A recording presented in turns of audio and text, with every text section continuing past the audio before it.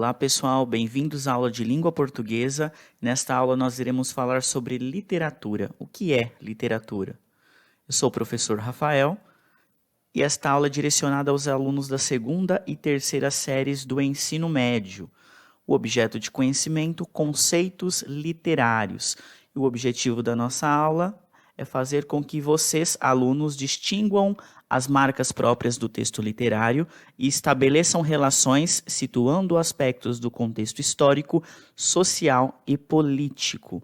Então, pensando num contexto geral, a aula está direcionada ao início ali do conceito de literatura, para depois, num próximo vídeo, nós especificarmos aí esses conceitos literários dentro ali das escolas literárias que nós chamamos, especificando ali para a segunda e terceira série do médio. Segunda série do ensino médio, aí nós iremos abordar no próximo vídeo sobre o romantismo, terceira série sobre o período ali do modernismo. Então, nesse primeiro vídeo, nós temos um conceito abrangente, tanto para a segunda quanto para a terceira série, certo?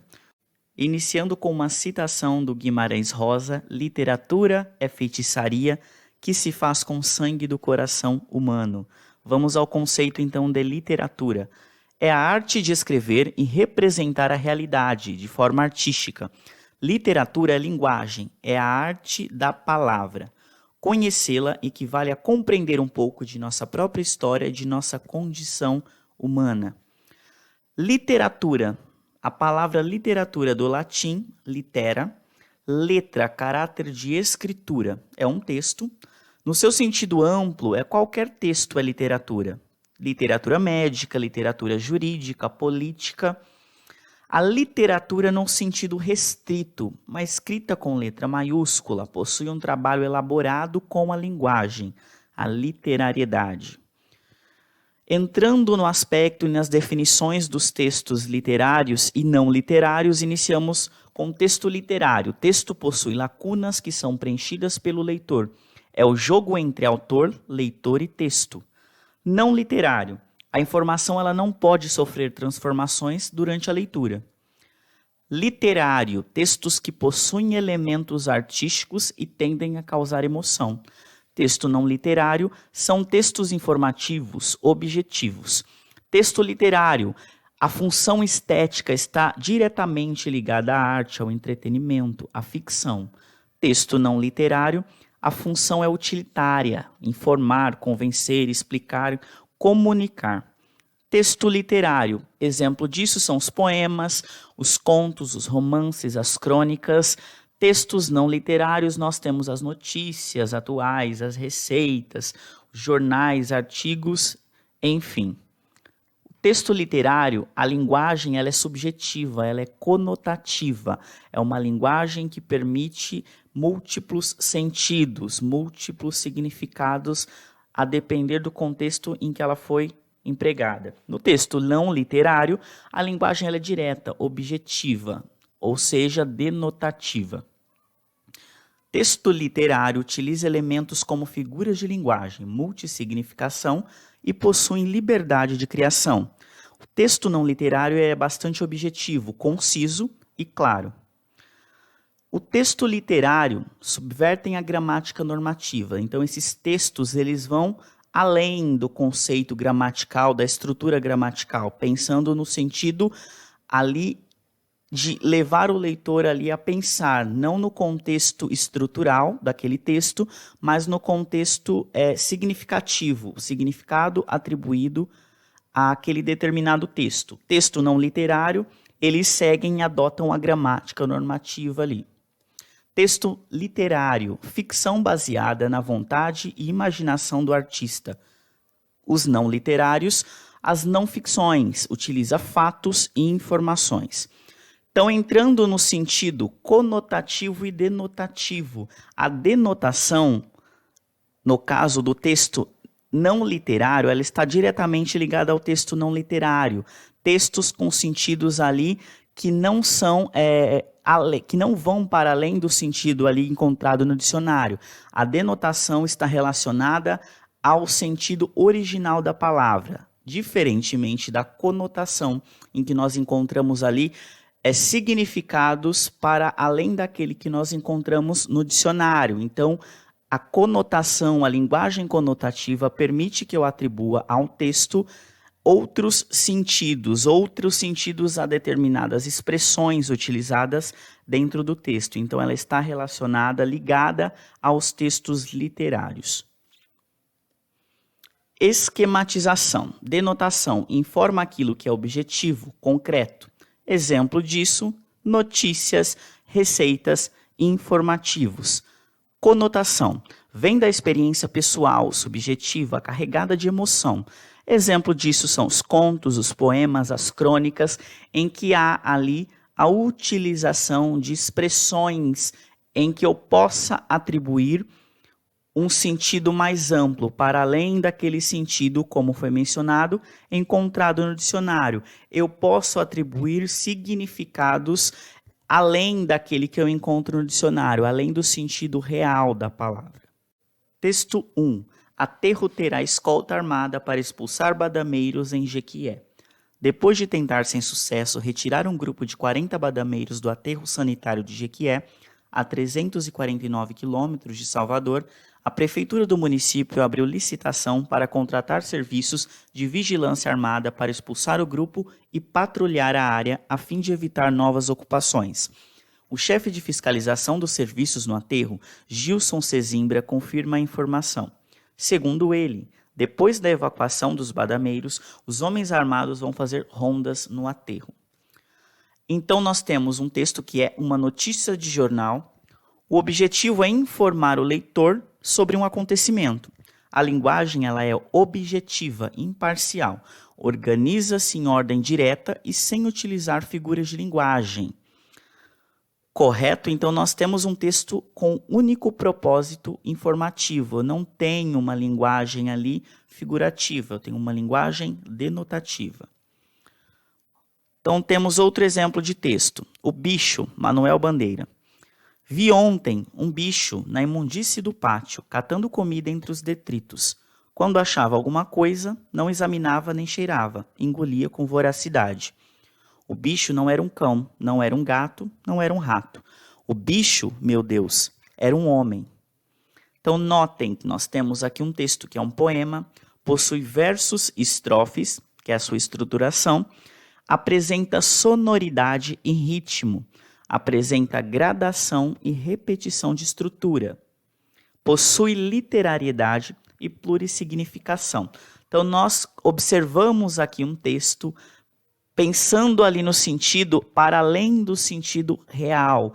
Nós temos aqui uma observação quanto à questão que o Manuel Bandeira traz em relação à questão social. Então nós temos aqui palavras, expressões e até mesmo o sentido geral do texto com um propósito aí de levar o leitor a pensar e a refletir sobre uma determinada situação e não apenas informar um fato que tenha ocorrido. Dia do Índio, 19 de abril. O dia dos que têm os seus dias contados, José Paulo Paes.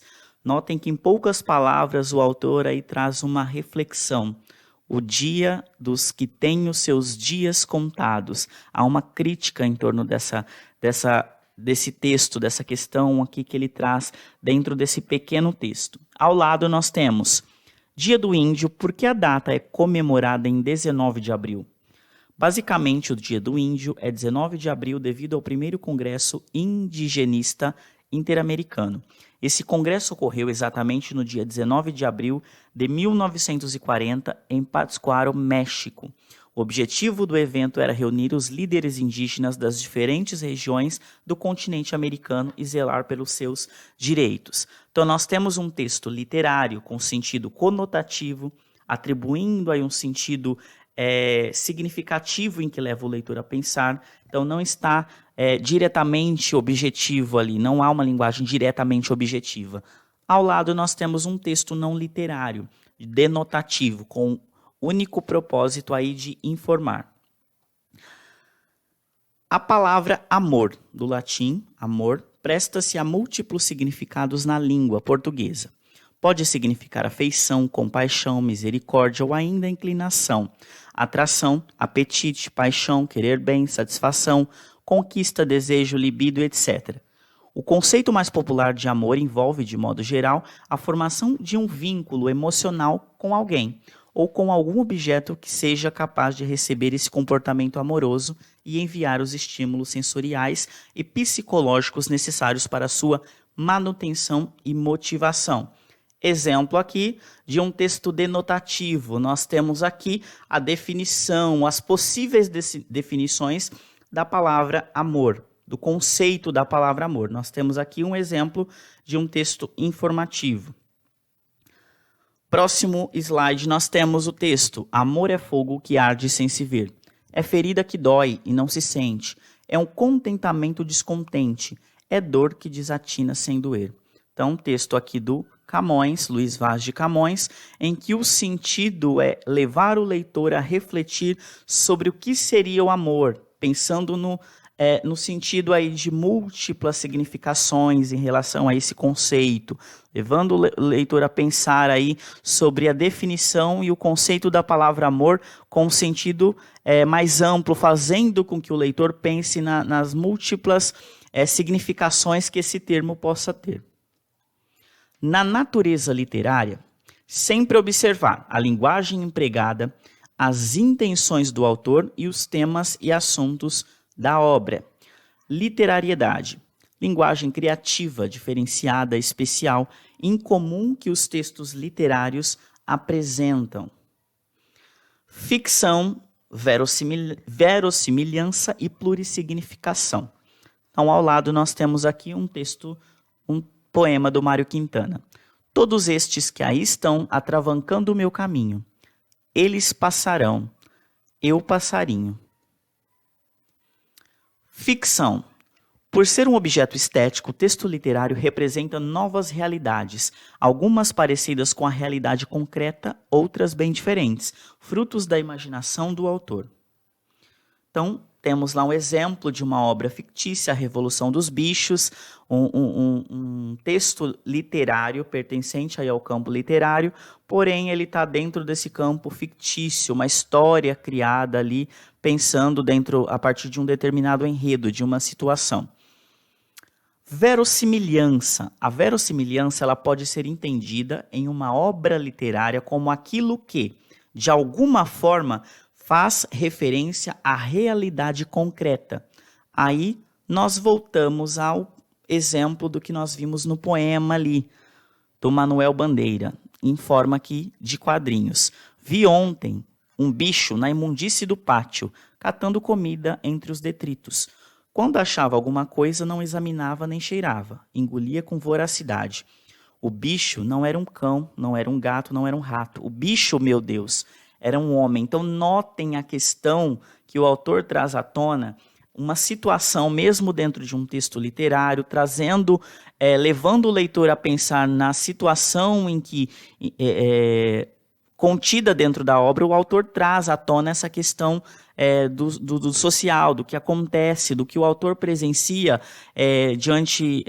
naquele momento na sociedade. A questão aí dessa desigualdade, em que há pessoas aí por situações, passando por situações difíceis, e ele traz à tona essa questão social dentro de um texto literário. A plurissignificação. No texto literário, os termos, as frases, os parágrafos e etc. podem ser compreendidos de diversas formas, isto é, têm significados múltiplos e variáveis. Então, nós temos aqui um exemplo de um texto, uma letra do Chico Buarque. Apesar de você, hoje você é quem manda, falou tá falado, não tem discussão. A minha gente hoje anda falando de lado e olhando para o chão, viu? Você que inventou esse estado, apesar de você, amanhã há de ser outro dia. Eu pergunto a você, onde vai se esconder da enorme euforia? Então, notem aqui a palavra estado significa tanto o estado em que a pessoa se encontra, um estado triste, mau, quanto o estado aí governamental, numa alusão ao período ali da ditadura. Então, notem aqui os versos. Apesar de você, amanhã há de ser um novo dia. Se remete tanto ao sofrimento amoroso, ou seja, apesar de a pessoa amada ter magoado o eu lírico, será possível ser feliz de novo quando a mágoa passar. Quanto à superação da ditadura, apesar do estado de coisas vivido, da censura e das perseguições políticas, a vida segue e esse sofrimento será superado futuramente. Então, resumindo, vamos às características da literatura. Dialoga linguagem com realidade, promove reflexão, apresenta novas visões sobre o mundo, sempre se extrai um sentido dela. Ela recria a realidade por meio de um processo de elaboração estética. É uma forma de conhecimento, apresenta expressividade, complexidade e densidade. Ela quer comover o leitor ali, denunciar ou emocionar. Então, a literatura seria uma arte por meio ali das palavras. Ela tem esse sentido para além de informar, correto? Continuando, principais funções da literatura. Ela tem a função lúdica, que quer entreter o leitor, divertir e proporcionar algum tipo de prazer, com relaxamento e diversão. Exemplo disso são os textos ali fictícios, as ficções, os romances ficcionais que nós temos. Função estética. Seu principal objetivo é gerar admiração do leitor, devido à sua perfeição artística, ou seja, perceber e valorizar a beleza da obra. Então, nós temos a questão estética, pensando ali nos romances, em que o leitor é levado a perceber e valorizar ali o enredo da obra, pensando no sentido de quão bela seria, de quão bela é o contexto histórico daquela obra, do que é mencionado no contexto da obra. Correto? Pensando na função catártica, provoca no leitor uma espécie de explosão de sentimento, fazendo aflorar sensações que podem ser de qualquer tipo, como tristeza, alegria e raiva, e etc. Cartas significa alívio de tensões, um desabafo.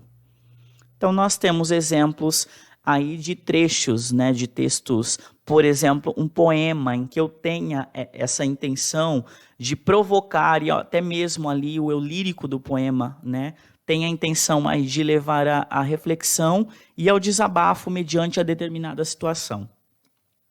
Pragmática, função pragmática, apelo ao compromisso social, engajamento político, pedagógico ou a uma finalidade prática. Então, temos como exemplo Sertões, do Euclides da Cunha, em que há uma denúncia quanto a uma questão social, política, certo?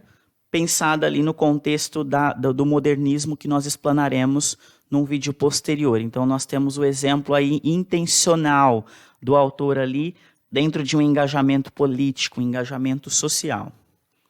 Função cognitiva, transmitir conhecimentos ao leitor. Períodos da história, sentimentos variados, situações humanas diversas e características culturais, certo? Então, temos um exemplo aqui da carta de Pero Vaz de Caminha, ou seja, levando aí o conhecimento do leitor sobre um determinado período histórico, levando o leitor a pensar e refletir sobre aquilo. Escapismo, evasão. A literatura funciona como elemento de evasão do eu, permitindo-lhe a fuga à realidade concreta que o cerca. Pode ser construtiva ou destrutiva. Então, eu tenho outro exemplo do poema do Manuel Bandeira. Vou-me embora para Pazárgada, lá sou amigo do rei. Lá tenho a mulher que eu quero, na cama que escolherei. Vou-me embora para Pazárgada. Vou-me embora para Pazárgada. Aqui eu não sou feliz. Notem o desabafo. Ao mesmo tempo que eu tenho uma reflexão em torno da situação vivida pelo eu lírico, eu tenho aí esse desabafo, permitindo a fuga mediante a realidade. A literatura quer divertir, emocionar, educar, conscientizar, instruir e integrar. Divertir. Eu tenho uma questão da criatividade, emocionar, pensando aí na sensibilidade. O educar relacionado à maturidade, conscientizar o discernimento daquilo que é certo, errado, instruir, levar ao conhecimento, integrar a sociabilidade.